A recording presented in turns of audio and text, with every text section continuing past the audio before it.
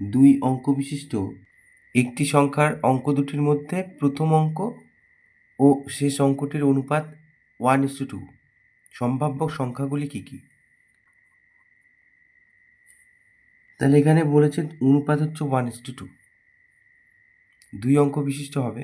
তাহলে আমরা কি লিখব? সম্ভাব্য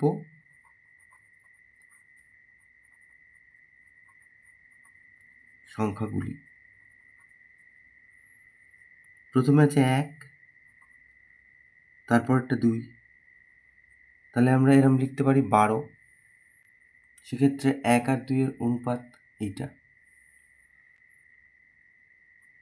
এরপর কি লিখতে পারি? 2 দিয়ে গুণ করি, 2 1 2, 2 2 4। তাহলে 24-এর বেলায়ও দুটো অঙ্কের অনুপাত 1:2। এরপর তাহলে 3 দিয়ে 3 1 3, 3 2 6। 36-এর বেলায়ও তাই হবে 1:2।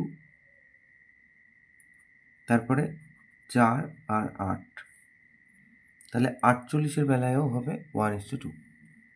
তাহলে সম্ভাব্য সংখ্যাগুলি কত হবে? 12, 24, 36 আর 48। এটা তাহলে উত্তর।